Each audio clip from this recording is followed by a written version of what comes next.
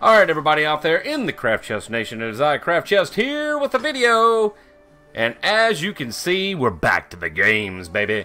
And this one right here is by popular demand. I know there's a lot of people out there that have been coming in the channel constantly. Different peoples. Craft Chest, you're going to play Blade and Soul. Craft Chest, you're going to play Blade and Soul.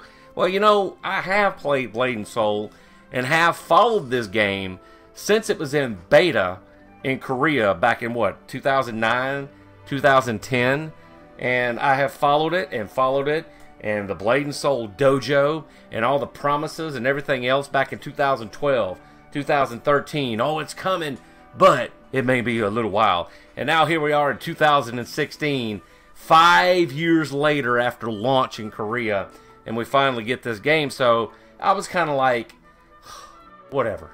You know, I'm over it. I've moved on. My life has changed since I was awed by the beauty of this game, which it is a beautiful game.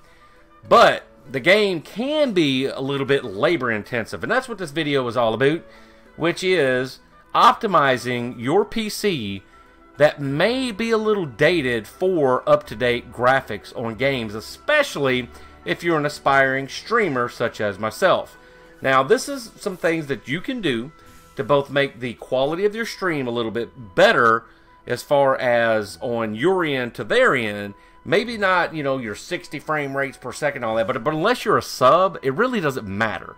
Okay, because unless you're a partner of Twitch or of YouTube or of whoever, you're not going to get that encoding like everybody else does that are partners and getting the transcoding and the qualities and all that. It's just going to do source. And this right here can actually help you help yourself get to the ingest servers, which are then going to make your stream, you know, kind of consistent, for a lack of better words. And yeah, I know my camera's a little bitty over here to the side, but that's okay, because what this is all about is tweaking the settings in here just for your quality of life playing the game and making videos and streaming it, if that's what you do, whether it's making videos for YouTube or streaming it to Twitch. So let's get into this. Now, first of all, in your sound settings, that's personal preference. I have noticed, and you probably will too, I have turned the background music all the way down to 3. And listening back to a test video, that right there is still kind of loud on the test video. It's weird to me. It's just weird. Way down. It was preset at like 11, I think. So we have to get that first. You have to do some tests on that. That's pretty much all I did on this setting right here, sound-wise. And just apply OK, you're okay. In the graphics settings, looking through all of the list right here, is pretty standard. But there's one button, one little click right here that you can do to make your computer run way better on a high-end game. Now, yes, it's going to take out some options as far as water reflections and shadows and everything, but true gamers who've been in the game long enough to know that shadows and textures and reverbs and vibrations and everything, they really take a toll on any computer.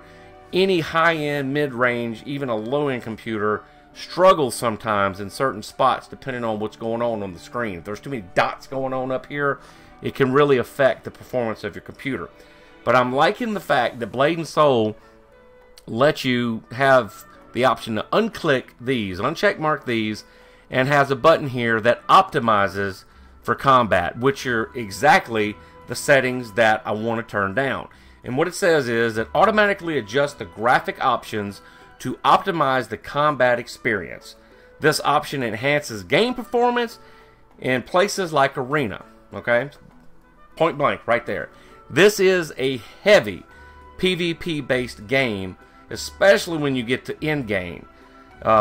There's arenas, there's combat out in the field, open world if you're in factions, and many other factors in on this that can, this button right here will make life better.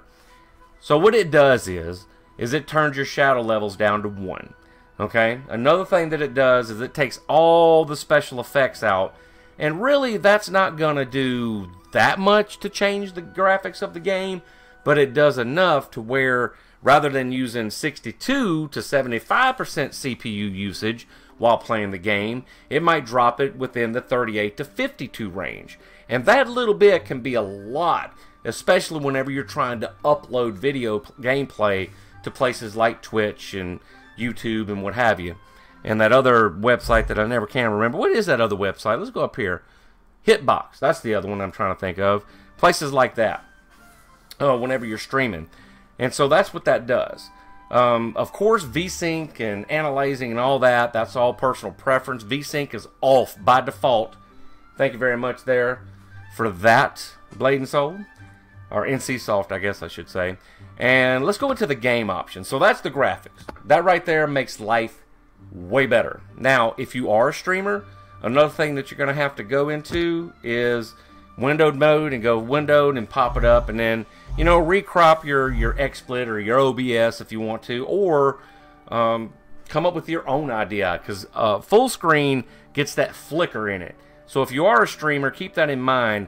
Unless this game is different. Now, I'm not going to test it. I'm just going to full screen it, because that's the way I've always played this game, even when I wasn't streaming, is in windowed mode. Now, I'm sure in the future they'll patch in full screen windowed, just like every other game out there that's modern. Now, this game was made before that was popular, so that's one of the reasons why I'm sure it's not in the architecture. And it takes a lot to do that one thing. It's been 20 years ago almost since Diablo came out, and then shortly after Diablo 2, and that game still doesn't have full screen windowed mode. You can fake it, but it's still not full screen window. Alright, so that's enough on this right here. As you can see, this is the settings here. Frame rate, hey, showing you frame rate, love it. I love it. Alright, gameplay. Some of the things that I do in here, starting at the bottom, it shows you the currency, can't really do a whole lot. Screenshots, it says shift print screen to get focus on your character. On your community tab, now this is something that's going to be kind of a key factor, depending on if you want others to see what you're saying when you're saying it, like in just a say general text. And the personal speech bubble is one that's auto checked, and I always take that off, especially in a game like this where you have open world PvP, because what you're saying to somebody else or whatever in a box really doesn't matter where it's coming from. Say box, whisper box, party box, clan box, of course, and then all these check marked down here in the chat settings and ignore requests. Now, one thing whenever I'm leveling, personally, this is just my personal preference, I'm getting in the game, I want to learn the game, I ain't got time to bullshit around, you know, clicking, no, I don't want to be in your party, whoa, shit, what was I doing? And it just throws your train of thought off, and especially with these clan invites, because once people get those guilds going, and all that, oh my god, they just want their guild to be the biggest. Get my name out there, oh my god, it's Genesis, look out. You know, I ain't got time to be bothered with that. Now, when I get leveled, hey, we get max level, then I'll start looking for parties, or if I want to play with someone that I know that's playing Blade and Soul on the same server, I can always go in there and turn that option off. Alright? But for me, personally, I always check mark party invites, ignore them. Clan invites, ignore them. I ain't got time to be bothered with you. The next thing is the name. Okay, now on this one, show my name. I want you to know craftchest is in the house. So yes, that one right there, I have check mark. All the ones down below on this one as well, NPC names and all that. Now, if you don't want to see all that, uncheck mark it. Hey, ain't hurting my feelings, baby. Ain't gonna hurt nobody. Targeting system. This is something that a lot of people don't even realize is in this UI setting. Okay, targeting system is a lot like Terra. This is an action combat system similar to Terra, but not identical to it. The play style and the mechanics are way different, but you do still have the crosshairs and the ability to recolor them the way you want. Now, personally, I like the big crosshairs here like this, and I've recolored to purple. Everything's purple! It's got to be purple. Alright, so there you go. What is this? Targeting, status effects, numbers disabled. Don't really need to see that. Prioritize debuffs, whatever. That left that alone. I don't even know what that means. Alright, now, on the combat info. Alright, there was a few in here that were checked, I believe, that I took off. I really didn't mess with a whole lot in here because it just is pretty general. One thing that I did check on here that I remember is the critical hit, because in any game you want to know when you hit a crit. You can get better through the crafting system and through your gear and just play style by knowing what your crit factors are. So I always, in any game, if it has the option of showing critical strikes, whether it be through a screen shake critical or through a bubble like this that shows the numbers, I want to see my combat numbers popping up. That way I know that I am progressing, where if I'm hitting a level 28 mob and I'm level 28 and it's going from, well, what happened level 25 back there, I was hitting 300, 300, 300, I'm on a 28 now, all of a sudden I'm hitting 50, I need to upgrade my shit. And a lot of people mess up and don't upgrade because they're not knowing the damage that they're actually doing. So that's why I like to keep up with it. That's just a personal preference. Alright, as all of the things in here that I'm showing you, it's all my opinion. So I have this check marked all the way down from your personal combat, personal damage, and party members don't really care about. Boss attacks, yes, I want to see that. And then down here, markers on party members, display all markers except for myself.